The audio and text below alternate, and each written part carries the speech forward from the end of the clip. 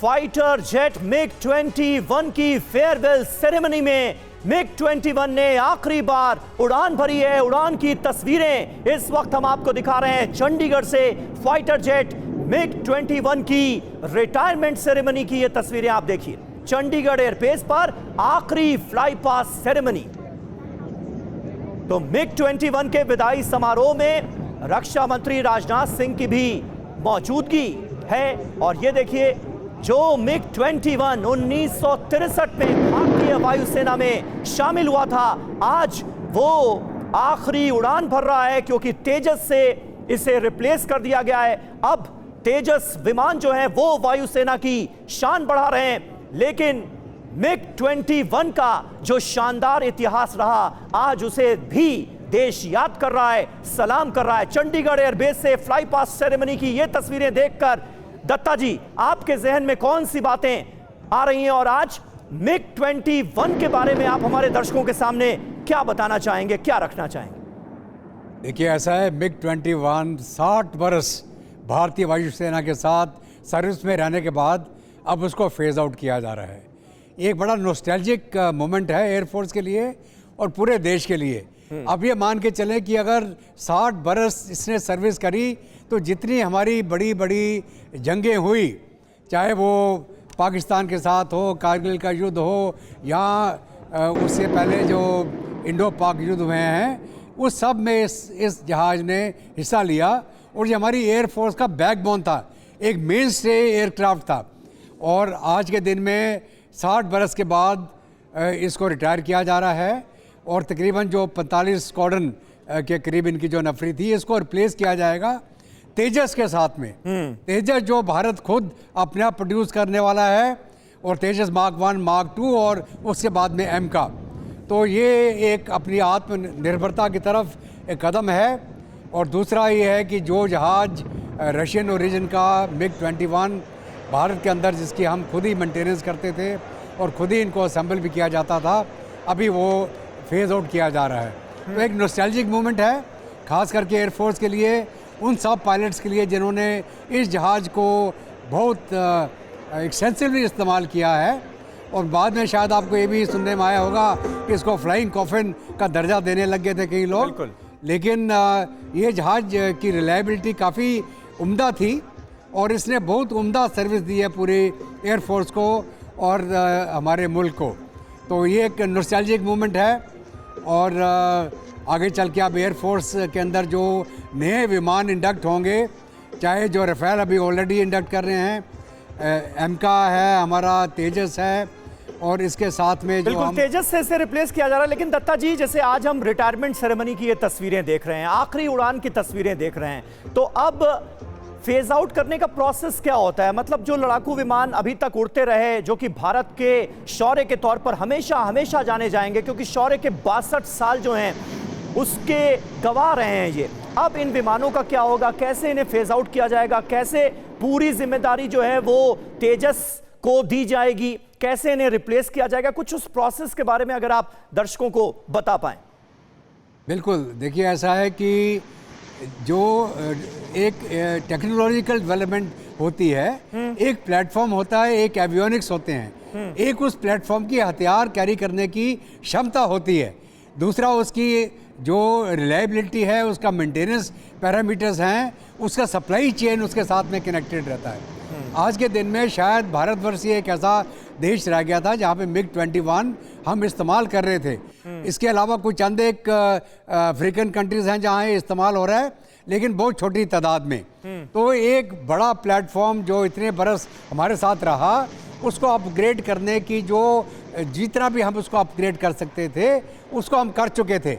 अभी उसके बाद उसको आप उसके आगे नहीं बढ़ा सकते हैं। उसके एवियोनिक्स है, रडार्स हैं, उसके जो इलेक्ट्रॉनिक सिस्टम्स हैं, उनके जो जैमिंग कैपेबिलिटीज़ हैं, हथियार कितने कैरी कर सकता है, किस प्रकार के कैरी कर सकता है। तो ये सारी चीज़ों को आपको अपग्रेड करना होता है। और अपग्रेड करने की मुहिम को ही लेके आज के दिन में जो हमारा तेजस डेवलप किया गया है, और आगे चल के 5th जनरेशन के अंदर भी हम कदम रखने वाले हैं। ठीक है, तो आपको पूरी दुनिया के साथ में अपना बदलाव करना पड़ता है। सही बात है, सही बात है। अपने आसपास के इलाकों को मद्देनजर रखना पड़ता है। बिल्कुल बिल्कुल। और वही बदलाव किया भी गया है क्योंकि ये एक जरूरत थी, वक्त की जरूरत थी। अंजू निर्वाण देखिए इस वक्त टीवी9 भारतवर्ष की स्क्रीन पर नजर आ रही हैं। हमारी डिफेंस कॉरेस्पॉन्डेंट हमें ज्वाइन कर रही हैं सीधे चंडीगढ़ से। चंडीगढ़ में आप उन लम्हों की गवाह बन रही हैं। अंजू, 62 साल के शौर्य को यहां पर स्टूडियो में भी हम याद कर रहे हैं, MiG-21 के। और कौन भुला सकता है बालाकोट में जो एयर स्ट्राइक की गई थी और उसमें जो शौर्य का प्रदर्शन MiG-21 विमान ने किया था, उसको कैसे भुलाया जा सकता है। आज वहां पर मौजूद रहकर आपको क्या क्या याद आ रहा है, वहां से क्या दिखाना चाहेंगे? जी बिल्कुल समीर, मैं आपको यहाँ पर मैं चंडीगढ़ एयरबेस पे मौजूद हूँ और जिस तरीके से 1962 से लेकर हम आपको बता दें एक बड़ा लंबा सफ़र रहा है इस एयरक्राफ्ट का।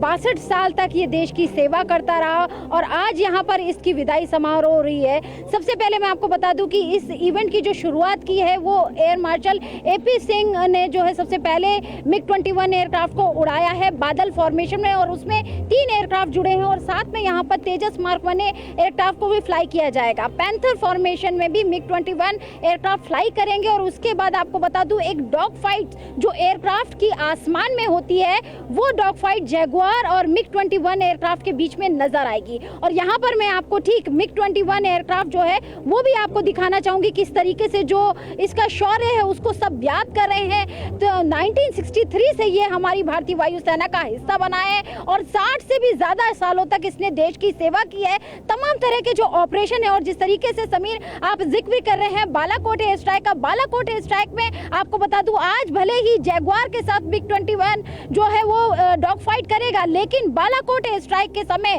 विंग कमांडर अभिनंदन ने जिस तरह से F-16 को मार कराया उसने पूरी दुनिया को चौंका दिया था कि कितना बड़ा एक ऑपरेशन जो है वो हमारे MiG-21 ने करके दिखाया और इंडियन एयरफोर्स का वो दम भी पूरी दुनिया ने देखा। और यहाँ पर आप देख सकते हैं ये विदाई समारोह हो रहा है।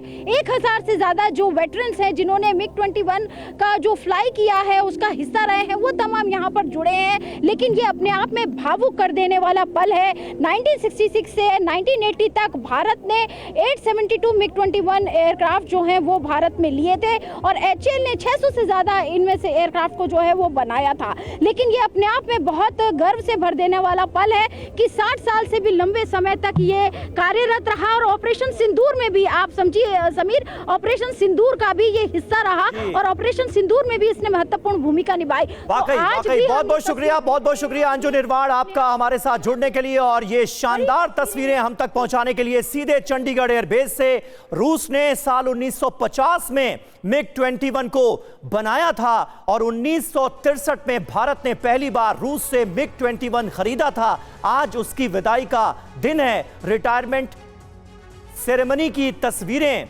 हम आपको दिखा रहे हैं। डॉक्टर संदीप त्रिपाठी भी हमारे साथ मौजूद हैं। रूस का ये विमान किस तरह से भारतीय वायुसेना की शान रहा, इतने सालों तक क्या शानदार सेवा की है, उसके बारे में कुछ कहना चाहेंगे आप? क्योंकि आप यहां पर मौजूद हैं, आप विदेश मामलों के जानकार हैं, लेकिन फिर भी मैं आपसे ये सवाल पूछ रहा हूं क्योंकि आज अपने आप में ये ऐतिहासिक दिन है। समीर जी, ये ऐतिहासिक दिन इस बात के लिए भी है कि जब रूस को हम ये कहते हैं कि वो हमारा टाइम टेस्टेड फ्रेंड है। आदरणीय प्रधानमंत्री जी कई बार ने कहा कि रूस और भारत का संबंध जो है ट्रांसैक्शनल से ऊपर है, बायर एंड सेलर अप्रोच से ऊपर है। इसका मतलब भारत के इतिहास में जब जब वो लम्हा आया है, जब भारत मुसीबत पर खड़ा रहा है, तो ये रूस था। उस समय सोवियत यूनियन 1990 के बाद ये रूस था जब भारत को डिफेंस के सेक्टर में भारत को हमेशा सुरक्षा देने की गारंटी दिया था। वो लम्हा याद है 1971 का, जब रूस ने वाशिंगटन, बीजिंग, इस्लामाबाद के त्रिकोणीय संघ जो उनका एक्सेस बना था उसके खिलाफ भारत को न सिर्फ सुरक्षा की गारंटी दी थी बल्कि भारत के अस्मिता और डिग्निटी को बचाया था। यही कारण है कि आज भारत रूस के रिश्तों की चर्चा होती थी। इतिहास की छाया वर्तमान को और मजबूत करती है और भविष्य के एक अच्छे संबंध को रेखांकित करती है। क्या बात है। बिल्कुल दत्ता सर, अब कुछ कहानियां भी हम आपसे सुनना चाहेंगे। ये कहा जाता है कि 1971 में मिग की असली ताकत देखी गई थी। मतलब पाकिस्तान से लेकर बांग्लादेश में दुश्मनों के खेमों पर जो बॉम्बिंग की गई उससे उनका दिल दहल गया, उनके हौसले पस्त हो गए।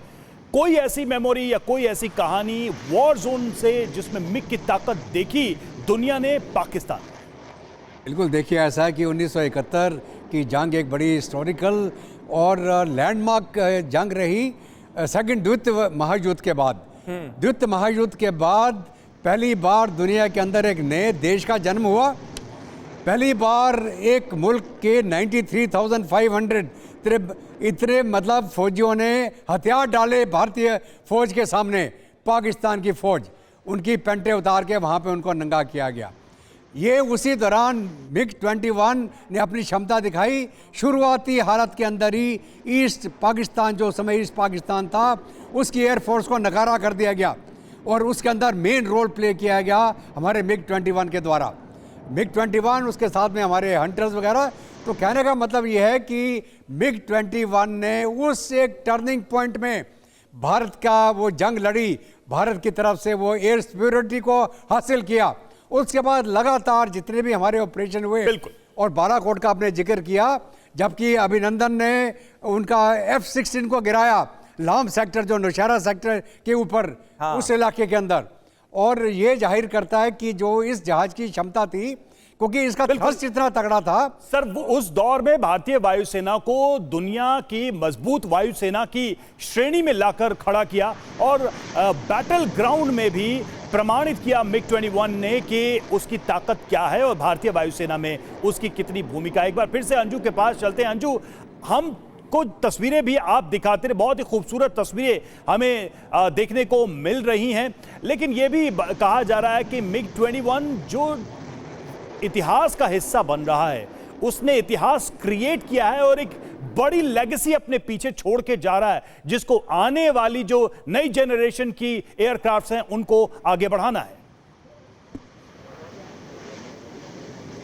जी बिल्कुल, जिस तरीके से आपने कहा कि एक बड़ी लेगेसी जो है MiG-21 पीछे छोड़ के जा रहा है, एक लंबा सफ़र उसने तय किया है। 60 से भी ज़्यादा सालों तक वो इंडियन एयरफोर्स के साथ जुड़ा रहा और भारतवर्ष की सेवा की, और उसने ये पूरी दुनिया को सिखाया कि किस तरीके से अपने बॉर्डर्स की, अपनी सीमाओं की सुरक्षा करते हैं। ये पूरी एक लेगेसी है। वहीं आपने जिस तरह से कहा कि ये हिस्ट्री बनेगा, लेकिन इतिहास के पन्नों में हमेशा अमर रहेगा। इसकी लेगेसी को जो आगे बढ़ाने का काम करेगा वो तेजस मार्क 1 एयरक्राफ्ट करेगा। और 97 एयरक्राफ्ट को लेकर हाल ही में हमारी जो डिफेंस मिनिस्ट्री है उसने डील की है। इंडियन एयरफोर्स को करीब 97 एयरक्राफ्ट मिलेंगे, जिसमें कि आपको मैं बता दूं कि 2027 से लेकर 2028 तक जो तेजस मार्क 1 एयरक्राफ्ट हैं वो धीरे धीरे मिलना शुरू हो जाएंगे। और आपको बता दूं कि यहीं से आपको मैं बता दूं कि शुरुआत भी होगी मेक इन इंडिया स्कीम के तहत तैयार किए गए तमाम वो एयरक्राफ्ट की, यानी कि तेजस मार्क 1 है, उसके बाद एमका, और आपको मैं बता दूं कि लगातार इंडिया जो है वो आगे बढ़ेगा। और इस आपको मैं बता दूं जैसे रूस से भारत ने ये एयरक्राफ्ट खरीदा था और उसके बाद HAL ने इसको बनाया।